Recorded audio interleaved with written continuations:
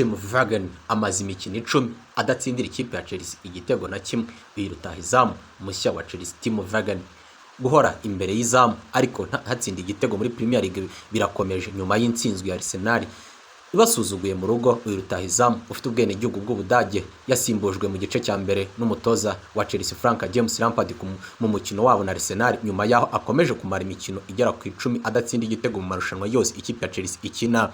Iki gihe amaze nicyo gihe kinini yongeye kumara, kereka ikindi gihe yigeze kumara imikino 12 adatsinze igitego mu mwaka wa 2016 hagati mu kwezi kwa 4 ukwa 9 nyuma yo kunyura mu makipe nka Stuttgart na Leipzig. Vergen wananiwe gutera ishoti na rimwe mu izamu rya Arsenal, gusa yakoze ku mipira 2 ari mu rubuga rw'abanyezamu mbere yuko asanga asimbuwe na Callum Hudson-Odoi mu bitego 3-1 ikipe ya Arsenal yatsinzemo Chelsea iyisanze Stamford Bridge. Vergen yasinye amasezerano ku kayabo k'amafaranga angana na miliyoni 47 n'igice z'amapaundi avuye muri Leipzig mu mwaka w'imikino 2020-2021. Gusa Vergen amaze gutsinda ibitego 4 gusa mu mikino 15 ya Premier League, igihe Vergen aheruka gutsinda igitego cya Chelsea ni ku mukino wa Sheffield United ibitego 4-1 kuri Stamford Bridge tariki ya 7 Ukwakira. Lampard yarengeye rutahizamu mu kiganiro abanyamakuru avuga ko ari gutera ubwoba ikipe ye akanayiteza ibibazo, ariko avuga ko uyu rutahizamu akimufitiye icyizere kandi ko agifite byinshi byo kugaragaza. Avuga ko we akimufitiye icyizere kandi yizeye ko azatsinda ibitego byinshi mu mikino iri imbere. Nubwo ibi byose akomeje kugenda avuga ko ibi ngibi ariko bimeze, ariko abenshi barakomeza bavuga ko Tim Vergen naho umwanya uhoraho rutahizamu w'Umufaransa Juru kuba ariwe wabona uyu mwanya nyuma yuko agenda abura umwanya uhagije, kandi Juru igihe agereye mu kibuga agaragaza ko ari ku rwego rwo hejuru. Muri iki cyumweru amakuru yemeza ko Paris Saint-Germain yatandukanye n'umutoza wayo yarasakaye ku mugane w'Uburayi, ari nako avuga ko Mauricio Pochettino ari ugiye kumusimbura. Yahise atangira kuvugwa. Reka turebere hamwe impamvu Paris Saint-Germain yirukanye Thomas Tuchel, abakinnyi ba Mauricio Pochettino ashobora gusinyisha n'ibindi byinshi bijyanye n'izi mpinduka zakozwe muri ikipe yegukanye igikombe cya shampiyona y'icyiciro cya mbere mu Bufaransa giheruka. Ku wa 4 nibwo amakuru ajyanye no kwirukanwa kwa Thomas Tuchel muri Paris Saint-Germain yagiye ahagaragara, atangajwe na Christian Farouk wa BD. Nuko abanyamakuru batandukanye bakomeye nabo bakomeza kugenda babyemeza, harimo na Fabrizio Romano, Tank-Loic Mohamed Boufez. Thomas Tuchel yirukanwe na Paris Saint-Germain ari ku mwanya wa 3 ku rutonde rwa shampiyona, yarabafashije kugera mu cyiciro gikurikiyeho cya Champions League, ndetse hari nyuma yo gutsinda umukino wa shampiyona y'icyiciro cya mbere mu Bufaransa aho batsinze Toulouse ibitego 4-0. Nubwo uyu mutoza ukomoka mu Budage yafashije Paris Saint-Germain kugera ku mukino wa nyuma wa Champions League mu mwaka w'imikino ushize, biravuga ko umubano we na Ronaldo ushinzwe imikino muri ikipe utari uhagaze neza, ndetse bishoboka ko ari wabaye intandaro yo gutandukana na Paris Saint-Germain mu mwaka w'imikino utarangiye. Paris Saint-Germain yatandukanye na Unai Emery Laurent Blanc bayitoje imbere ya Thomas Tuchel. Ntabwo imenyereweho kwirukana abatoza umwaka w'imikino utararangira, kuko bariya babiri bamubanjije bose bagendaga umwaka w'imikino urangiye, ariko Thomas Tuchel ni inkuru itandukanye. Paris Saint-Germain ya Thomas Tuchel yaranzwe no kudatanga umusaruro mu buryo buhoraho, nyamara ikipe ifite abakinnyi bakomeye kandi ikigerageza kugura abandi batandukanye, nibyo yafashije kugera ku mikino ya Champions League ku nshuro ya mbere mu mateka ye. Ariko ikipe ikomeza kugaragaza ko itari ku rwego rwo hejuru mu mikinire nubwo itsinda, nk'uko amakuru dukesha The Guardian abitugezaho. Ronaldo na Thomas Tuchel bananiwe kumvikana ku bijyanye no kugura abakinnyi, ndetse iki kinyamakuru cyemeza ko Ronaldo yifashishije Thomas Tuchel kugira ngo Neymar washakaga gusubira muri Barcelona agume i Parc des Princes. Ibyo yabigezeho kuko uyu rutahizamu arishimwe kandi bari mu kiganiro byo kongera amasezerano mashya. Thomas Tuchel aganira n'itangazamakuru kwa 3 mbere yo kwirukanwa: ndacyari umutoza cyangwa ndi umunyapolitiki mu mikino cyangwa mu minisitiri w'imikino, nkunda umupira w'amaguru kandi ngomba kugera kuri byinshi nk'umutoza. Ngiye nkunda umupira gusa, kandi ni ikipe nk'iyi ntabwo ari umupira w'amaguru wonyine. Mu gihe cyose amaze muri Paris Saint-Germain, Thomas Tuchel yafashije kwegukana ibikombe 2 bya shampiyona y'icyiciro cya mbere mu Bufaransa n'ibindi bitandukanye, ndetse yatsinze imikino ku kigero cya 73. Nta mutoza umurusha mu mateka shampiyona y'icyiciro cya mbere muri iki gihugu. Mauricio Pochettino atandukanye na Tottenham Hotspur niwe mutoza uzasimbura Thomas Tuchel muri Paris Saint-Germain nyuma yuko ahiswemo n'ubuyobozi bw'ikipe, nk'uko byemejwe na Mohamed Fossel, Fabrizio Romano, Tank-Loic n'abandi banyamakuru benshi batandukanye. Kuva Tottenham Hotspur agasimburwa na Jose Mourinho, yari atarabona ikipe nshya yatoza, nubwo yagiye avugwa mu ikipe menshi nka Manchester United, Bayern Munich, Juventus, Real Madrid na Arsenal na Barcelona n'izindi zagiye zitandukanye n'abatoza bazo bo muri icyo gihe.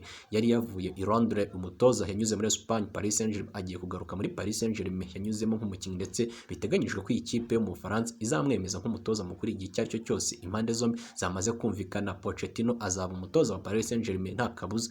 Massimiliano Allegri wahoze ari muri Juventus na Thiago Motta wakiniye Paris Saint-Germain imyaka myinshi ni bamwe mu batoza bari bahataniye umwanya Mauricio Pochettino, ariko kuko Gianluca Damarizio abyemeza, Paris Saint-Germain ntabwo yigeze igirana ibiganiro na Max Allegri mu gihe Motta we atahiswemo. Mauricio Pochettino yahoze avuga ko ikipe iyo ari yo yose yamukenera afite gahunda yo kwitoza, ariko mu gihe yavugaga ibyo amakuru yari menshi niyo amujyanaga muri Manchester United, none birangiye urugendo rwe rwo gutoza umupira w'amaguru agiye gukomereza muri shampiyona y'icyiciro cya mbere mu Bufaransa.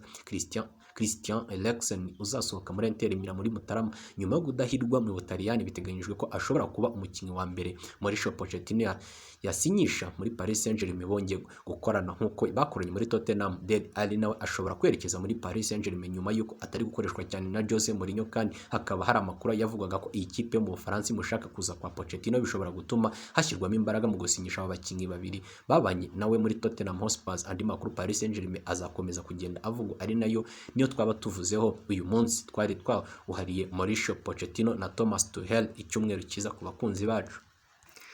Nyuma y'uko umutoza wa APR Football Club Adil Mohamed Elad yikanze umunyamaloc Dr Nabil Beklawi ko ashobora kuzamutwara akazi, bitewe n'uko uyu mutoza Dr Nabil Beklawi ari ufite ibyangombwa byuje byo kuba yaba umutoza, kandi uyu mutoza akaba yaragiye abigaragaza nyuma y'aho bafatanyije muri ikipe y'ingabo z'igihugu APR Football Club.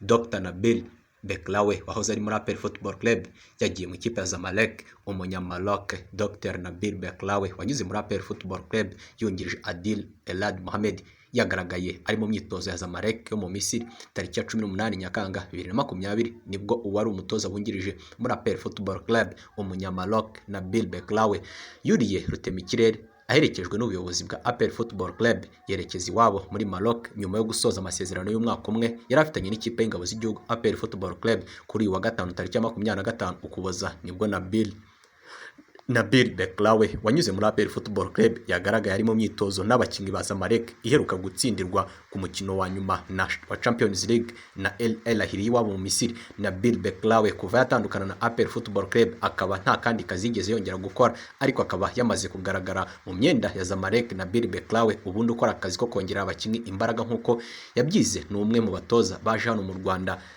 akerekana icyo ashoboye. Ubu uyu mutoza yafashije APR Football Club gutwara igikombe cya shampiyona badatinzwe, akaba yongeye kugaragara mu bikorwa bya ruhago nyuma yaho yari amaze amezi agera kuri 6 atagaragaramo. Umutoza Nabil Beklawi akaba yari mu itsinda ry'abatoza bafashije APR Football Club kwegukana igikombe cy'imikino ya gisirikare cya 2019, igikombe cy'intwari cya 2020 ndetse n'igikombe cya shampiyona ya 2020 idatsinzwe umukino n'umwe.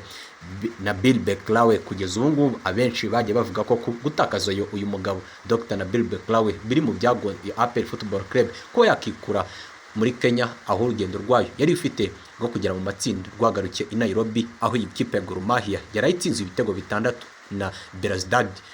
Kugeza ubu ngubu abenshi bakomeje kwibaza kuri iyi kipe ya APR Football Club yakuyemo na Zamalek, kandi Zamalek ari ikipe yugarijwe n'ibibazo by'urudaca, ariko abenshi bavuga ko intandaro y'ibi ngibi bishobora kuba byaratewe no kubura Dr Nabil Beklawi wari ufite ubushobozi bwo kuba yafashe iyi kipe, ahubwo uyu mwene wabo wamuzanye uyu mubirigi ufite ubwenegihugu bwa Maroc Mohamed Adil Elad akaza kwikanga ko Dr Nabil Beklawi ashobora kumukura ku kazi. Yaje kumwikiza aramwirukana, ariko bije kurangira uyu mugabo ufite ibyangombwa bimwemerera gukora akazi ke ko kongera abakinnyi ingufu abonye akazi mu ikipe Zamalek, ikipe y'ubukombe, ikipe ikomeye cyane kuri uyu mugabane wa Afurika ifite amateka akomeye. Dr Nabil Beklawi abonye akazi nyuma y'uko ikipe y'ingabo z'igihugu APR Football Club atumvikanye n'umutoza wari wamuzanye mu Rwanda Adil Elad Mohamed, kugeza ubu ngubu gishidikwanyaho hano mu Rwanda nyuma y'uko ikipe y'ingabo z'igihugu isezerewe mu buryo bworoshye n'ikipe ya Gor Mahia yarayitsinze ibitego 6-0, aho abantu bose bakomeje kwibaza ku by'uyu mutoza wa APR Football Club Adil Mohamed, aho bivugwa ko uyu mutoza yaba afite n'ukundi kuntu afashwa na Nobita Eto Mupenzi ubu ngubu wabaye umunyamabanga w'umusigire. Afurika y'Epfo yamaganye Luc Mayel, umubirigi Luc Mayel umaze gutoza amakipe atandukanye ku mugabane wa Afurika arimo na Rayon Sport yo mu Rwanda, yangiwe n'ubuyobozi bwa leta kugaruka gukorera muri Afurika y'Epfo yabayemo mu myaka ishize.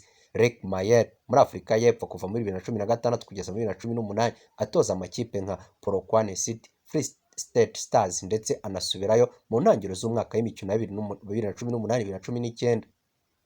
aho yagizwe umutoza mukuru wa Black Leopards ikina muri shampiyona y'icyiciro cya mbere. Uyu mutoza utajya imbizi n'abafana ndetse n'imikorere y'amakipe muri Afurika yita ko bagifite imitekerereze idahwitse ivanzemo ubuturage n'ubujiji, aherutse mu ikipe ya Young Africans yo muri Tanzania yirukanywemo muri Nyakanga 2020 nyuma yo kwita abafana bo muri Tanzania injiji n'abanyamitekerereze idahwitse. Yirukanwe muri Tanzania n'ishyirahamwe ry'umupira w'amaguru ndetse Yanga Sporting Club yatozaga ivuga ko itamwihanganira umunyamico mibi ushyira imbere irondaruhu. Ku wa gatatu tariki ya 23 Ukuboza nibwo ikipe ya Chippa United ibarizwa muri shampiyona y'icyiciro cya mbere muri Afurika y'Epfo yatangaje ko Lek Mayer yemejwe nk'uhabwa umwanya w'umutoza mukuru ndetse akaba yaragombaga gusinya amasezerano ejo hashize ku wa kane. Ubuyobozi bw'intara ya Eastern Cape bwahise bwamaganira kure igitekerezo cya gahunda za Chippa United mu kugarura uyu mutoza Lek Mayer muri ruhago ya Afurika y'Epfo. Mu itangazo ryagenewe abanyamakuru n'abakunzi ba Chippa United, ubuyobozi bwavuze ko budashyigikiye na gato ikipe ishaka guha akazi Lek Mayer kubera ko yaranzwe n'ibikorwa by'irondaruhu no gusebya Abanyafurika, aho yahoze akorera muri Young Africans ya Tanzania. Bagize bati Afurika y'Epfo igendera ku busugire, uburinganire, uburenganzira bw'umuntu bwubahirijwe ahatarangwa irondaruhu. Ntabwo dushobora kugira umutoza w'umupira w'amaguru ufite amatwara ahabanye nayo, byaba ari ikibazo gikomeye. Nyakubahwa Sylvain Mpegesi uyobora Chippa United abaye atumva uburemere bw'irondaruhu, agomba kubyumva kandi akaba nyambere mu guha agaciro abakambuwe na Lek Mayer ndetse akamagana irondaruhu. Ubuyobozi bwa Eastern Cape bwasoje busaba Chippa United kwisubiraho ikamaganira kure Lek Mayer ndetse n'ubuyobozi bwa Chippa United ntibwatinda kubyumva, buhita buhagarika gahunda zose z'uyu mutoza. Mu ibaruwa yanditswe ku mugoroba w'ejo hashize ku wa kane, Chippa United yemeje ko ari ikipe igendera ku mabwiriza na gahunda za leta, bityo bwitandukanyije na Lek Mayer mu mikorere irangwamo kuvangura abantu. Lek Mayer w'imyaka 61 y'amavuko yatangiye gukorera muri Afurika mu mwaka wa 2010 ubwo yatozaga AS Vita Club yo muri Repubulika ya Demokarasi ya Congo. Nyuma yaho yatoje andi makipe 11 yo muri Afurika arimo na Rayon Sport, Orlan yo muri Algeria na FC Leopards yo muri Kenya n'andi atandukanye. Ariko uyu mutoza utaragiye uvugwaho na benshi mu bwo kuba atagenda ashyira imbere irondaruhu, aho agenda asebya abatoza batandukanye. Uyu mutoza benshi muramwibuka ku mukino wa AS Kigali yahuyemo na Rayon Sport, ubwo ikipe ya Rayon Sport yatakazaga igikombe ku mukino AS Kigali yanganyijemo igitego kimwe na Rayon Sport.